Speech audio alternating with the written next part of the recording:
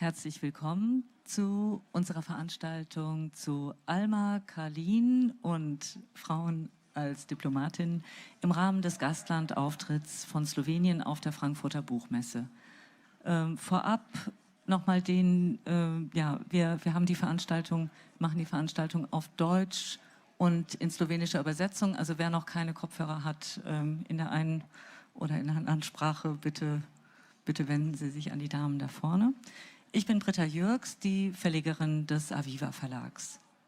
Seit 2018 erscheinen die ursprünglich Ende der 1920er und 1930er Jahre im Original auf Deutsch verfassten Reisebücher Alma Kalins im Aviva Verlag. Es fing an mit einem Manuskript aus dem Nachlass Kalins mit dem Titel Ein Mensch wird.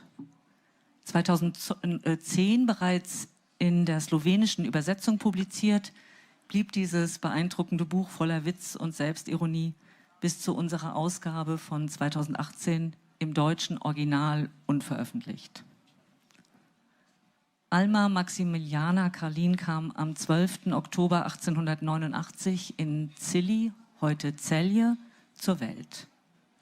1908 ging sie nach London, wo sie sich dem Sprachenstudium widmete und ihren Lebensunterhalt mit Übersetzungen und Privatstunden verdiente. Nach dem Ausbruch des Ersten Weltkrieges verließ sie London und lebte bis 1918 in Norwegen und Schweden, bevor sie für kurze Zeit nach Celje zurückkehrte. 1919 brach sie schließlich zu ihrer Weltreise auf, die sie in den folgenden 8 Jahren durch 5 Kontinente führen sollte. Durch ihre Reiseerlebnisbücher, die sie nach ihrer Heimkehr nach Celje verfasste, wurde sie zu einer der berühmtesten europäischen Reiseschriftstellerinnen. In Ein Mensch wird erzählt Kalin, wie aus einem mit einer halbseitigen Lähmung geborenen Kind, das laut Aussage der Ärzte sein kurzes Leben lang geistig behindert bleiben sollte, eine wagemutige und idealistische Pionierin wird.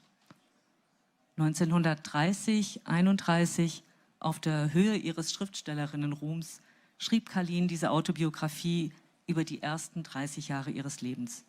Zugleich eine humorvolle und kritische Betrachtung des beginnenden 20. Jahrhunderts bis zum Ende des Ersten Weltkriegs. Ihr Buch endet am Vorabend ihrer 8 Jahre langen Weltreise, die sie am 24. November 1919 antrat. Sie reiste alleine, nur mit ihrer Schreibmaschine Erika im Gepäck und mit einem von ihr selbst verfassten Wörterbuch in 10 Sprachen, ohne finanzielle Rücklagen und jenseits der üblichen touristischen Pfade. In Einsame Weltreise beschreibt sie die ersten Jahre von Europa über Süd- und Nordamerika nach Japan und China. Im Banne der Südsee setzt sie ihre Reise über die Philippinen, Borneo, Australien, Neuseeland und die Fidschi-Inseln bis Papua-Neuguinea fort. Und Erlebte Welt bildet dann den letzten Band ihrer Weltreisetrilogie über Malaysia, Thailand, Burma, Indien und der Rückkehr in ihre Heimatstadt Celje. Um Ihnen einen ganz kleinen Eindruck von Alma Kalins Sprache zu geben, möchte ich Ihnen eine Minute gerade aus dem Beginn ihres Reisebuchs vorlesen. Und dann komme ich zu Ihnen. Da hatten Sie das Wort. So. Zilli. Ich bin das einzige Kind meiner Mutter und habe es immer behaupten hören, von der Stimmenmehrheit meiner Verwandten in jedem Fall, dass diese Beschränkung auf ein Exemplar klar als unzweifelhafter Segen aufgefasst werden müsse. Überdies bin ich, und das soll ein Grund weiterer Belastung sein, auch Schriftstellerin. Einige Jahre hindurch hatte ich sogar den Sprachenwahnsinn. Das heißt, ich versuchte meinen jugendlichen Weltschmerz durch das Eindringen in fremde Sprachen zu ertränken. Und obschon dieser Zweck nicht erfüllt wurde, blieb mir ein beträchtliches Wissen, das mich glauben ließ, da ich könnte nötigenfalls überall auf der Welt mein Brot verdienen. Um mich für eine etwaige Reise in fremde Erdteile weiter auszurüsten, lernte ich so viel malen, dass ich Blumen richtig wiederzugeben vermochte. Als nun gar meine Skizzen, Gedichte und so weiter in allerlei Blättern Aufnahme fanden und ich im Sommer 1919 meinen ersten Roman verkauft hatte, erkrankte ich an jenem heimtückischen Übel, der geschwollene Kopf genannt, entwickelte Anzeichen von Größenwahn, sah mich schon als modernen Kolumbus eine neue Welt entdecken und traf ernstliche Vorbereitungen zur Eroberungsfahrt. Es war eine ungemein stürmische Zeit, zu der Leute ohne Entzündung der Einbildungsnerven wohl zu Hause geblieben wären.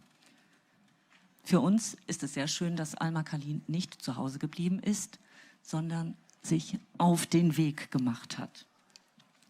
Mich hat Alma Kalins Stil, ihr Humor und ihr besonderer Blick auf die Welt sofort begeistert. Und seitdem versuche ich auch dazu beizutragen, dass diese außergewöhnliche Schriftstellerin und Weltreisende auch im deutschsprachigen Raum wiederentdeckt wird.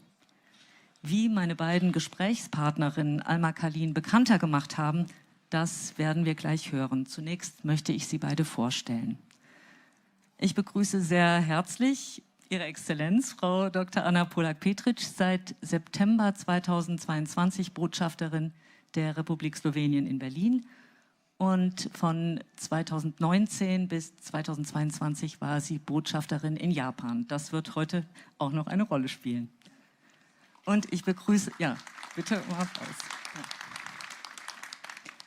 Und ich begrüße die Kalin-Expertin Barbara Trnowec. Sie ist Publizistin, Anthropologin, Forscherin, Kuratorin, Museumsberaterin und hat 2017 die große und wunderbare Ausstellung im Tsankajew Dom in Ljubljana kuratiert, Kolumbus Tochter, Alma Kalin, die dann auch und die weiteren Ausstellungen im Weltmuseum in Wien und auch in Tokio.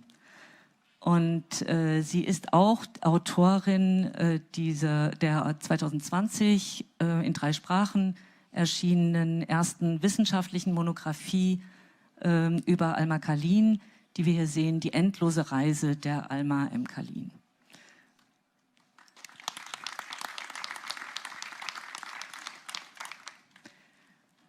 Sie beschäftigen sich seit 25 Jahren mit Alma Kalin. Wie kam es dazu und was waren die wichtigsten Etappen?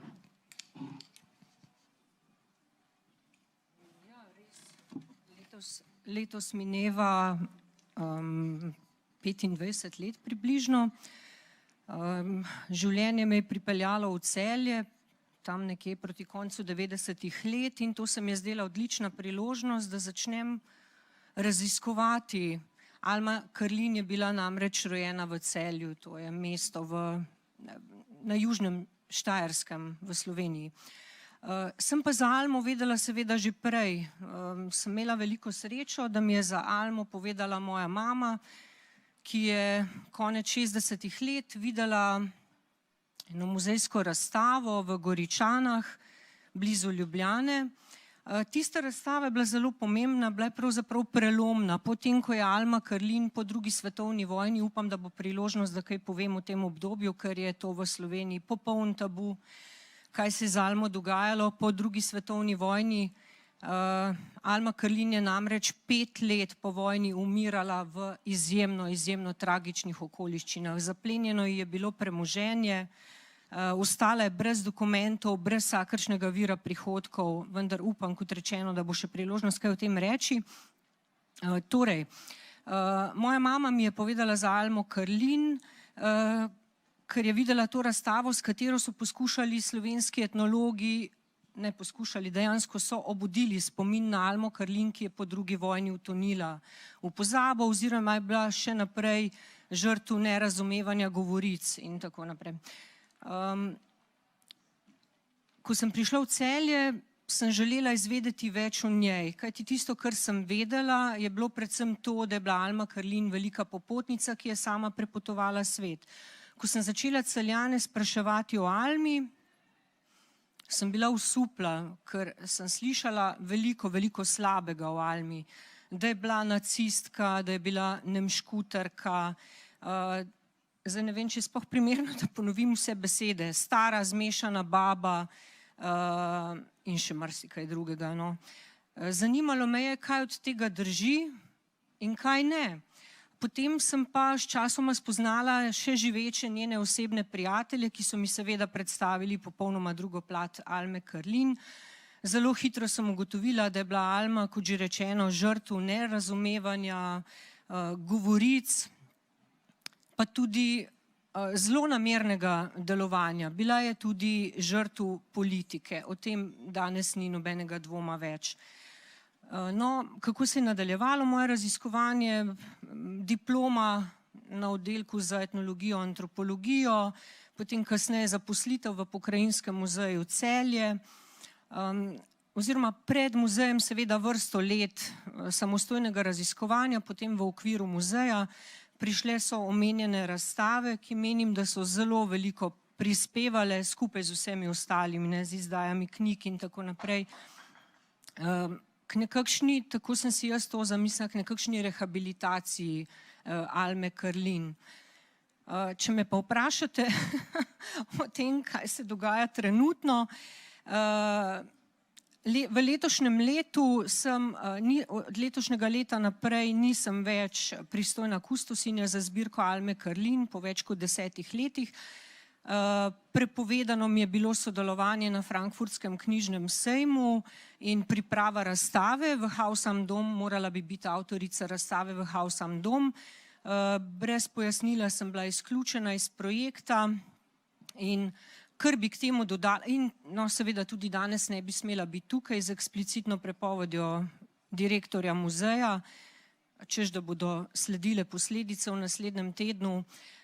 Skratka, edino, kar bi še dodala k tem mejnikom, je to, da bom seveda nadaljevala z raziskovanjem življenja in dela Alme Karlin, da pa zelo, zelo obžalujem, da Slovenija oziroma Pokrajinski muzej Celje ni bolje izkoristil priložnosti. Ta razstava je bila čudovita priložnost, da Almo Karlin celovito predstavimo nemškemu občinstvu. Toliko. Ja, vielen Dank. Wir freuen uns auf jeden Fall, wir freuen uns, dass Sie hier sind und dass Sie trotzdem hier sind, denn es wäre auch absurd, Alma Karlin in Frankfurt im Rahmen dieses Gastlandauftritts zu präsentieren, ohne Sie einzuladen und ohne Sie zu Wort kommen zu lassen. Also vielen Dank. Was würden Sie sagen, wie hat sich die Wahrnehmung Alma Karlins, Sie haben es ja schon ein bisschen angedeutet, wie hat sich die Wahrnehmung in den letzten 25 Jahren verändert und welche Bedeutung hat sie heute in der slowenischen Literatur- und Kulturgeschichte? Ja, zagotovo se je odnos do Alme Karlin v teh letih dramatično spremenil. Od teh govoric, ki sem jih v Celju poslušala pred toliko in toliko leti,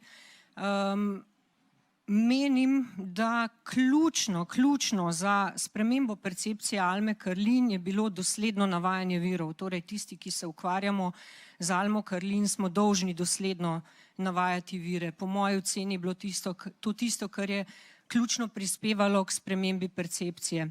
Zgodile so se razstave, ta v Cankarjevem domu leta 2017-18 je bila res prelomna in pomembna, tudi Dunajska razstava, kot rečeno, knjige, prevodi njenih del v slovenski jezik in tako naprej, marsikaj je prispevalo. En pomemben mejnik v mojih očeh v tej percepciji Alme Karlin zagotovo je bila poštna znamka, se morda sliši banalno, ampak vendarle leta 2019 smo s skupnimi močmi in z res dobro, močno argumentacijo, zakaj si Alma Karlin to zasluži, da je upodobljena na poštni znamki Republike Slovenije, v sklopu znamenitih osebnosti. Kako zelo težko je, da pride ženska na znamko, ne samo, da je treba res dobro argumentirati, zakaj si to nekdo zasluži, ampak zakaj je tako težko, da se to zgodi ženski, pove podatek, ki ga je navedla uslužbenka Pošte Slovenije posredovala, in sicer med znamenitimi osebnostmi je upodobljenih le 4% žensk v Sloveniji. Torej le 4% teh upodobljenih znamenitih osebnosti so ženske in od leta 2019 je med njimi tudi Alma Karlin. To je bil en pomemben mejnik, potem pa tudi dejstvo, seveda, da je Alma Karlin prišla v šolske učbenike. To je bilo tudi zelo, zelo pomembno in priča o tem, kako se postopoma spreminja percepcija Alme Karlin. Zdaj, danes se ogromno ljudi v Sloveniji ukvarja z Almo Karlin, jo raziskujejo, vsak po svoje prispevajo, številni študenti pripravljajo diplome in dijaki raziskovalne naloge. Skratka, danes je seveda percepcija Alme Karlin v družbi zelo drugačna. Upam si pa, kot nekdo, ki se res dolgo ukvarja z raziskovanjem njenega življenja, si upam trditi, da se danes Almi Karlin ne bi godilo popolnoma nič drugače, kot se ji je takrat za časa njenega življenja. V to sem prepričana. Recimo ta razstava, ki sem jo omenila v Haus am Dom, toplo vabljeni, poglejte si jo, tam lahko tudi dobite tole nemško knjigo o Almi Karlin v nemškem jeziku, išla je sicer v več jezikih. Skratka, ta razstava je zame bojkot Alme Karlin, strani Pokrajinskega muzeja Celje.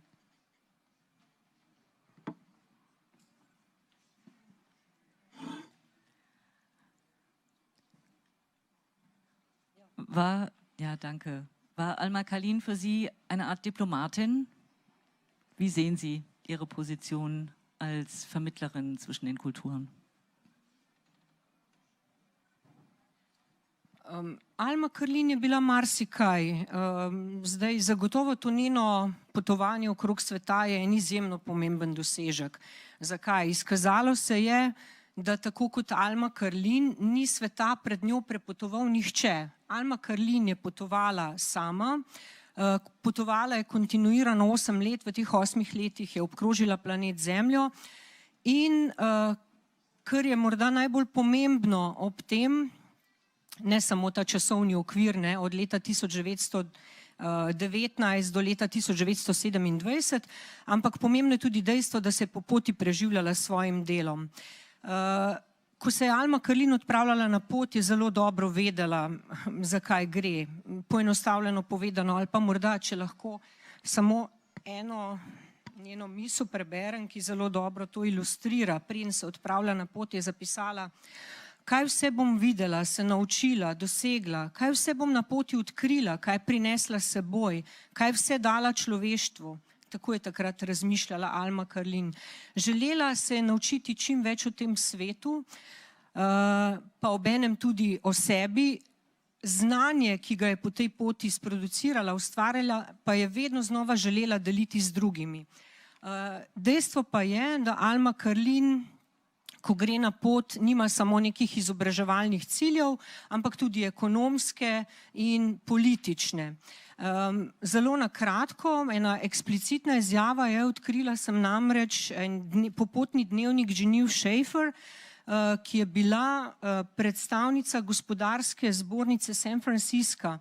Po spletu okoliščin sta Alma Karlin in Genevieve Schaefer potovali z isto ladjo iz San Francisca na Havaje in v tem dnevniku Genevieve Schaefer sem zasledila opis Alme Karlin, kako zelo fascinantna osebnost je bila, pove dejstvo, da je Genevieve Schaefer omenja na prvi strani svojega dnevnika in med drugim zapiše, da je bila Alma Karlin poslana na pot zato, da bi odkrila, kakšne so možnosti za migracijo celjskih Nemcev oziroma nemških prebivalcev, Avstrijcev iz Celja po prvi svetovni vojni, po razpadu monarhije, na Tihomorska otočja.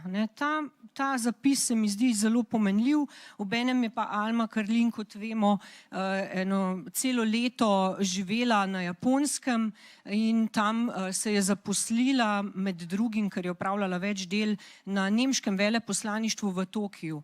Kasneje ponovno se zaposli na nemškem veleposlaništvu. Skratka, dejstvo je, in to je še premalo raziskano, tukaj bo še potrebno opraviti nekaj raziskovalnega dela. Jaz sem bila neuspešna v Bundesarhivu v Berlinu, sem upala, da bodo hranili kakšne dokumente o tem, ampak dejstvo je, da ni za zanemariti tega njenega ekonomskega in političnega delovanja. Hvala.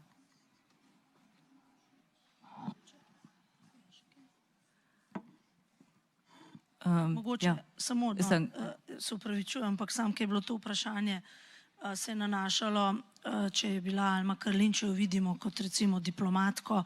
Jaz bi rekla, da vsekakor ja. Mogoče ne v tem direktnem smislu. Zdaj Barbara je seveda povedala, da je delala tudi za nemška veleposlaništva po svetu, predvsem v Tokiu, je bila eno daljše obdobje tam zaposlena, ampak tudi v tem nekem prenesenem smislu. Kaj mene najbolj fascinira pri Almi Karlin? Jaz mislim, da vsak v njej vidi, kar želi videti. Ona je ena taka tako večplastna osebnost, da pravzaprav vsak lahko v njenem življenju in v njenem delu prepozna tisto, kar ga najbolj zanima. Mene, na primer, fascinira vsekakor to, kaj je dosegla kot ženska. To je sigurno ena izjemen dosežek 100 let nazaj, ko je kot ženska sama ne samo potovala, ampak tudi vse druge stvari, ki jih je raziskovala. Drugo pa me fascinira to, kako je ona ne samo, da je potovala, ampak kako je na te doživetja, ki jih je imela v teh daljnih deželah, reflektirala. Torej, ona je bila sposobna se vključiti v družbo, v katero je prišla, spoznavati kulturo, se družiti z ljudmi, ki so tam živeli. Torej, ona ni prišla kot neki Evropejec na neko turistično potovanje ali pa ne. Ona je pravzaprav živela s temi ljudmi in je potem o tem, kako je to družbo doživljala v tistem času, pošiljala poročila nazaj domov v nemške časopise, tudi v slovenske časopise in je o tem poročala. In v tem pogledu jaz vidim kot diplomatko, ker to je pravzaprav naše delo.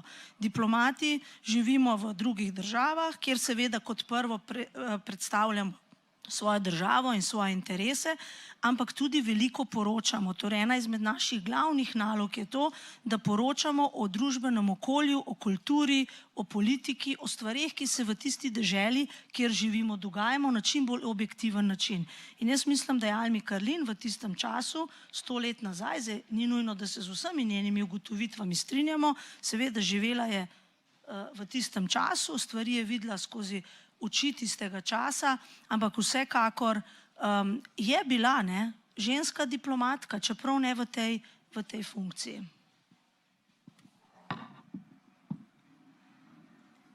Ja, vielen Dank. Damit haben Sie eigentlich auch diese Frage, inwieweit Alma Karlin eine Wegbereiterin ist für Sie als Frau und für Sie als Diplomatin schon beantwortet. Aber vielleicht können Sie uns auch erzählen, wann und wie Sie zum ersten Mal mit Alma Karlin in Berührung gekommen sind.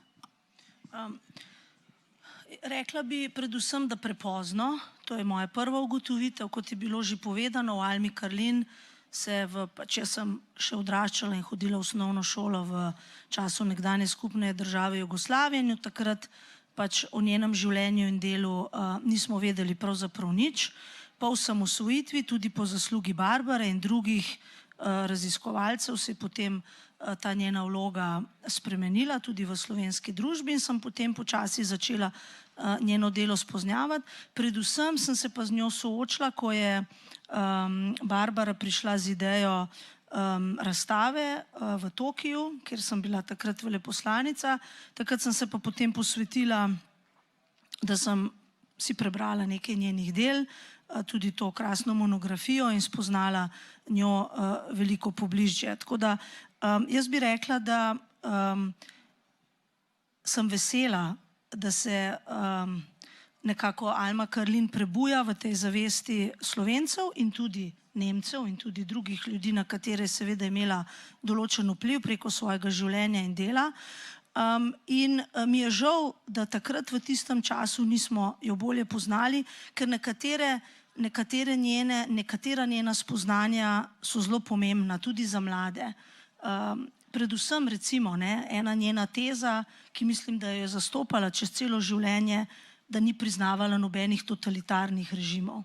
da je bila absolutno proti vsem avtokratskim režimom, ki individualnega človeka, posameznika zatrejo, uničijo. Tega ni prenesla, ker je bila taka veličina. In to je nekaj, kar se mi zdi, da predvsem v današnjem času, kjer še vedno večina svetovnega prebivalstva ne živi v demokratičnih družbah, je to zelo pomembno sporočilo, ne samo za evropsko skupnost, ampak tudi širše v svetu.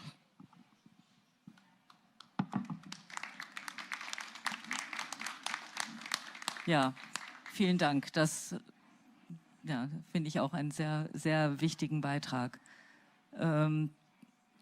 Was meinen Sie zu Japan? Japan war ja auch wirklich eins der Länder, das Alma Kalin auf ihrer Weltreise am meisten fasziniert hat. Warum? To bo sigurno Barbara veliko lepše opisala, ker jo veliko bolj pozna kot jaz. Jaz bi mogoče rekla nekaj besed samo o tem, zakaj smo pravzaprav prišli na to idejo razstave v Tokiu. V njej je bilo veliko simbolike. Torej, organizirali smo jo v letu, torej na 100. obletnico njenega pristanka v Yokohami. Organizirali smo jo ko smo praznovali 30. obletnico diplomatskih odnosov med Japonsko in Slovenijo, in organizirali smo jo v prostorih Nemškega kulturnega centra v Tokiu, torej tam, kjer domuje Goethe inštitut in OAG, torej ta družba za raziskovanje za vzhodnoazijske študije. Torej vse to troje smo zelo temeljito premislili in mislim, da nam je uspelo. Razstava je bila izjemno uspešna. Japonska javnost, ki je to razstavo obiskala tako v Tokiju, potem pa kasneje še v Hirošimi, je bila na to zgodbo navdušena. Seveda o njej, o Almi Karlin, niso vedeli veliko, tako da smo odprli marsikomu neko novo znanje, neko novo poznanstvo. In seveda na Japonskem so bili na nek način tudi navdušeni nad tem, kako je Alma Karlin takrat o japonski in japonski družbi pisala. In mogoče ena taka, bom omenila dve, eno pozitivno pa eno bolj negativno stvar. Pozitivna je vsekakor to, da je rekla, to je bila edina dežela, kjer me nihče ni užalil, kjer sem se počutila sprejeta. In taki Japonci še vedno so. Torej ta njihova komunikacija, ko pravzaprav ljudje v tem vsakodnevnem življenju so spoštovani, še vedno obstaja in se mi zdi, da je to bilo seveda zelo dobro. Smo pa upozorili tudi na en drug vidik in to zelo močno ob robu te razstave, ko pa je rekla tudi, ne bi si želela biti ženska v japonski družbi. Japonska je še danes prav na dnu lestvice, ko ocenjujejo enako spolov in opolnomočenje žensk, torej ženske v japonski politiki, gospodarstvu so skoraj da nevidne. In ob tej razstavi smo organizirali eno zelo zanimiv pogovor z vidnimi predstavnicami žensk v politiki, gospodarstvu, nevladnih organizacijah. In še ena stvar, ki je mene takrat zelo razveselila, je bilo to dejstvo, da je razstavo v Tokiu odprla ministrica za enakost spolov v japonski vladi Seiko Nodo. Tako da dejansko smo tudi ta vidik zelo izpostavili in jaz sem si to, midve z Barbaro skupaj, sva si za to zelo prizadevali, ker se nam je zdelo pomembno, da preko Almine zgodbe upozorimo na probleme, ki še vedno so v naših družbah, in ta je seveda zelo pomemben.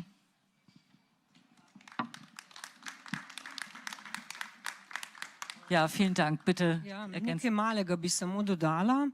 K temu res je Alma Karlin je bila popolnoma prevzeta od japonske kulture. Z japonsko kulturo se je srečala že v Londonu, ko je tam delala in študirala jezike, večinoma sama, pa vendarle. In zapisala je takrat že v tistem času, Azija me je popolnoma uročila, kasneje pa se izkaže, da je prav Japonska tista, ki je najbližja. Zapisala je med drugim moja ljubljena Japonska ali pa, kot veste, največja ljubezen njenega življenja je bil Japonec, gospod I. To je tudi ena zelo zanimiva zgodba in še vedno poskušam razkriti njegovo identiteto s pomočjo ljudi, ki sem jih spoznala prav takrat na Japonskem. Upam, da nam bo uspelo. K temu, kar je pa gospa veleposlanica povedala, bi pa dodala, da sem bila globoko ganjena, ko sem videla, kako močno se je Japoncev dotaknila Almina zgodba. Po predavanjih, po teh dogodkih je kar nekaj žensk prišlo do mene, objemale so me, jokale in se mi zahvaljevale. Zakaj? Da smo odprli vprašanje odnosov med moškimi in ženskami. Alma Karlin je namreč imela veliko srečo s svojim japonskim partnerjem v tistem obdobju, kratkem, ko sta bila skupaj, jo je izjemno podpiral, ji pomagal pri njenem raziskovanju, ji omogočil, da je lahko šla na teren med tajale na Tajvanu in tako naprej. Po drugi strani sem pa odprla tudi vprašanje samomora in na to temo je res veliko ljudi pristopilo do mene, se mi dobesedno na rami izjokalo in se zahvaljevalo, češ da nimajo teh priložnosti na Japonskem govoriti o samomoru, o odnosih med moškimi in ženskami. Tako da upam, da bo priložnost, da mogoče v 2-3 povedih samo še strnila natanko na tej točki sem prišla do nečesa, kar je zame pomembno, zakaj se toliko let ukvarjam z Almo Karlin. Hvala za.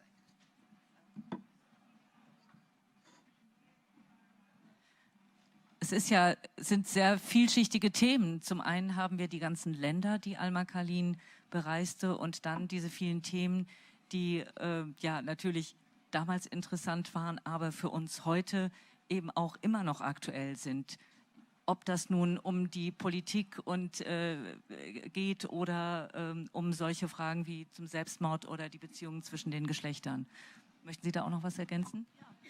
Mogoče bi na tej točki, ko se pač pogovarjamo o tej temi, rekla, da se tudi v zunanji politiki, če zdaj naslov te razprave, tudi ženske v diplomaciji, dogajajo pomembni premiki, pomemben napredek.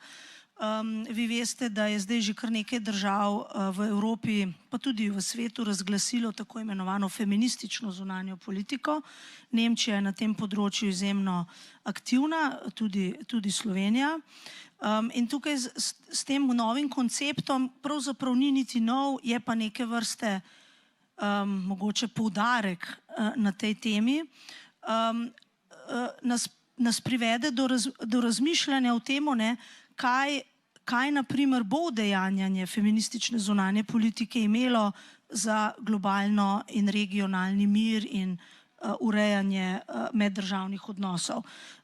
Ker smisel feministične zunanje politike, ki jo še veliko skepse je okoli nje, številni ljudje, tudi diplomati menijo, da je neustrezen naziv, da pomeni nekaj mogoče slabšalnega, ne vem, jaz se s tem ne strinjam, jaz mislim, da je pravzaprav zelo ustrezen, ampak nekako ima dva ključna elementa. In sicer prvi je ta, da bi v diplomaciji in nasploh v politiki, ki se ukvarja z zunanjimi odnosi, bilo več žensk.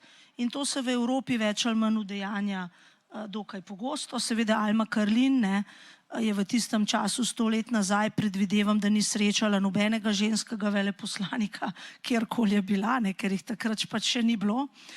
Danes imamo srečo, mi imamo v slovenski zunanji politiki že preko 40% veleposlanic in še več diplomatov v zunanji službi.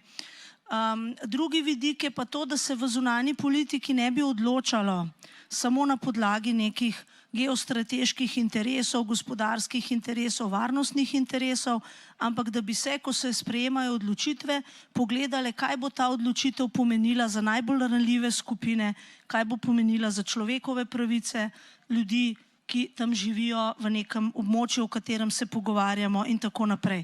Ampak za mene je ključno vprašanje, in to vprašam vsako zunanjo ministrico in tudi predstavnice, ki se s tem vprašanjem ukvarjajo, jih vprašam, ali mislite, da če bomo udejanjali feministično zunanjo politiko in če bo več žensk v zunanji politiki, ali bo svet res bolj miren, ali bomo res dosegli to, da bomo znali urejati meddržavno vprašanje na bolj miren način.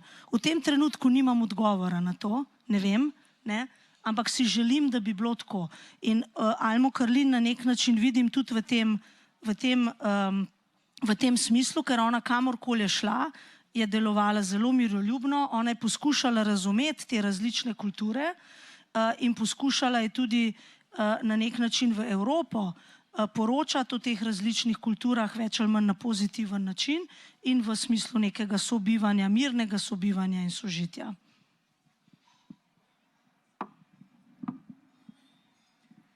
Ja, vielen Dank. Das ist, finde ich, auch einen sehr wichtigen Beitrag. Vielen Dank. Ja, das ist eigentlich auch, wir haben es schon ein bisschen gehört, aber das ist eine Frage, ja, an Sie zuerst, aber natürlich auch an Sie beide. Vielleicht gibt es noch was Sie da ergänzen möchten. Was ist so die wichtigste Erkenntnis aus Ihrer Beschäftigung mit Alma Karlins Leben und Werk?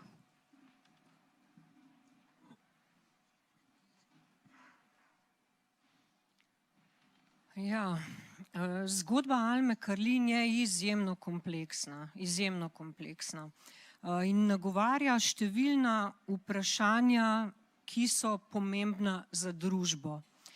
Skozi njeno zgodbo lahko nagovorimo marsikateri tabu ali pa vprašanje, ki je na nek način ostaja neodgovorjeno.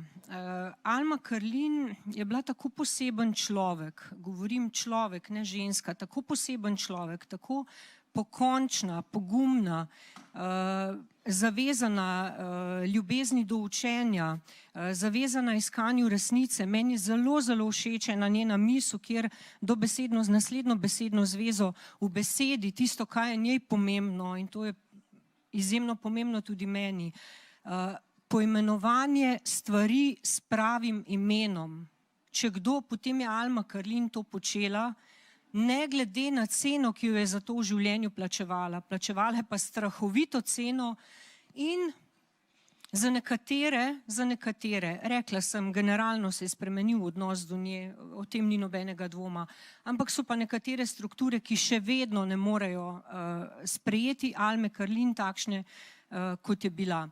Zato se meni zdi vredno toliko let ukvarjati. Alma Karlin seveda ni edina raziskovalna tema, s katero se ukvarjam, ampak prav zaradi tega, ker skozi njeno zgodbo lahko nagovorimo toliko pomembnih vprašanj, ker njena zgodba nagovarja k številnim res pomembnim premislekom.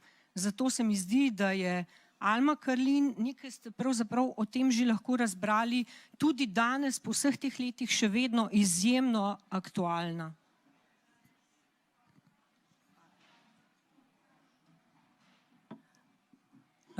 Ja, Frau Botschafterin, Sie haben uns schon gesagt, was eigentlich für Sie das Wichtige und Besondere ist.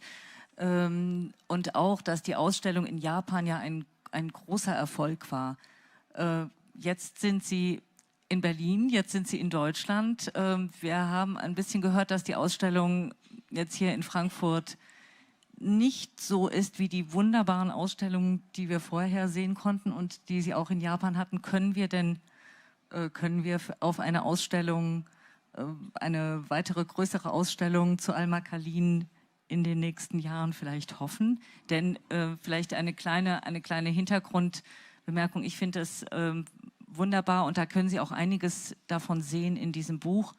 Die ganzen Gegenstände, die Alma Karlin mitgebracht hat bzw. nach Hause geschickt hat. Da sind dann Kimonos dabei, da sind kleine Figuren, da gibt es wirklich wunderbare Gegenstände, die wirklich auch zumindest einen kleinen Eindruck bekommen.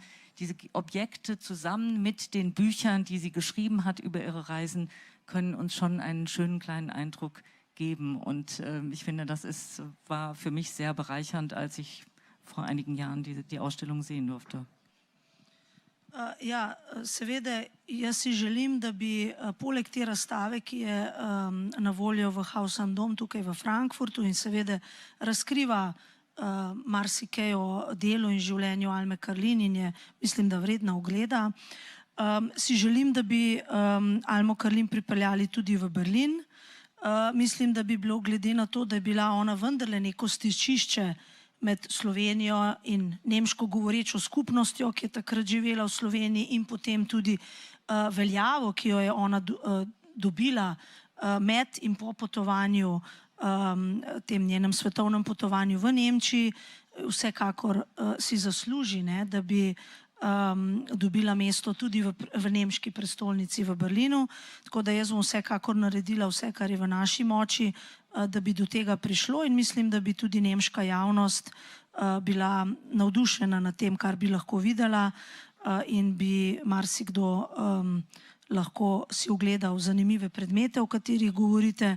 Naprimer ta jukata, ni kimono, pravzaprav jukata, ki jo je prinesla iz Japonske, jo je spremljala do konca njenega življenja, v najhujših trenutkih, tudi v zaporu, in potem, ko je šla čez te travme režima, ki je sledil po drugi svetovni vojni, je nekako ta jukata, kimono, predstavljala neko upanje za njo, in recimo ta objekt in še marsikateri drugi bi lahko bili na ogled tudi nemški javnosti. Tako da, če seveda bi lahko dobili podporo vas, pa še koga drugega, smo zelo zainteresirani, da to tudi realiziramo. Ja, das hoffe ich auch. Ja, entschuldigen Sie meine Unkenntnis über die japanischen Kleidungsstücke. Ich bin vielleicht nach und nach ein klein wenig auch also Expertin für Alma Karlin geworden, aber ja, ich habe da auch noch Nachholbedarf in einigen Punkten. Ja, das wäre sehr schön. Vielleicht so als Fazit von Ihnen beiden nochmal. Was können Sie, oder nein, erst noch ein Fazit von mir. Ich finde es auf jeden Fall wunderbar, dass diese deutschsprachige, deutsch schreibende Autorin im Rahmen das muss man ja auch wirklich auch nochmal besonders würdigen, dass sie im Rahmen dieses Gastlandauftritts Sloweniens auf der Frankfurter Buchmesse präsent ist, dass sie eben Sie haben beide und einige andere auch viel dafür getan, dass es so weit gekommen ist, dass eben Alma Karlin als deutschsprachige slowenische Autorin und Wegbereiterin sichtbar wird und dass sie auch über Slowenien eben wieder nach Deutschland und in den deutschsprachigen Raum kommen könnte. Denn ja, ohne diesen Gastlandauftritt und die ganzen Vorbereitungen dafür in den letzten Jahren würde mir und meinem Verlagsprogramm auf jeden Fall sehr viel fehlen. Ich bin sehr glücklich darüber, dass Alma Karlin auf diesem Weg auch wieder zu uns gekommen ist. Das wäre mein Dank an Sie und ja, an alle, die daran teil hatten. Und ich finde, das wollte ich auch noch mal besonders hervorheben. Z moje strani bi v zaključku rekla to, da si želim, da bi Almo Karlin čim več mladih ljudi predvsem spoznalo kot vzornico, zato ker je njena življenjska zgodba na eni strani polna optimizma, torej poguma, optimizma, če si nekaj zelo želiš, lahko dosežeš. Tudi če morda na prvi vtis gleda, kot da to ni mogoče, pa je dosegla pravzaprav vse, kar si je zastavila kot svoj cilj, in je zato polna mislim, da ene pozitivnega sporočila za mlade ljudi. Na drugi strani je pa njena življenjska zgodba tudi opozorilna tudi za današnji čas, ki je še vedno poln cenzure, poln nesprejemanja drugačnosti, tudi svobodo govora, seveda v današnjem svetu je še vedno problem, tudi v demokracijah. Skratka, ona je opozorila na to, da človek kot individuum mora biti spoštovan z vsemi svojimi posebnostmi, lastnostmi, znanji in tako naprej. In mislim, da to si želim, da bi čim več ljudi njo spoznalo kot vzornico v pozitivnem in tudi v tem opozorilnem smislu, in zato je seveda izjemno aktualna tudi za današnji čas in bo tudi še za prihodnost, ker seveda te družbeni procesi se seveda ponavljajo in ostajajo več ali manj enaki, kot so bili takrat.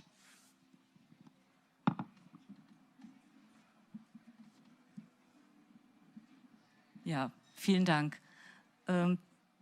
Vielleicht auch nochmal Ihr Plädoyer oder Fazit oder was ist für Sie jetzt nochmal zum Schluss besonders hervorzuheben? Warum sollten wir uns, oder inwieweit ist Alma Kalin ein Vorbild oder inwieweit lohnt sich warum lohnt sich die Lektüre Ihrer Bücher oder die Beschäftigung mit ihr auch über Slowenien hinaus? Zagotovo je zgodba Alme Karlin univerzalna zgodba. Alma Karlin je nosilka zelo pomembnih vrednot, zelo pomembnih vrednot. Ko se srečamo z Almo Karlin, nas pravzaprav nagovori k temu, da se vprašamo, koliko smo mi resnicoljubni, koliko nam je pomembno znanje, koliko nam je pomembna objektivnost, koliko nam je pomembno spoznavanje prave narave stvari in tako naprej. Torej ja, zagotovo. Alma Karlin je pomembna, ker nagovarja tako k intimnim premislekom, kot tudi k nekim pomembnim, širšim družbenim premislekom. Ni dvoma o tem. Izjemna zgodba, izjemna zgodba.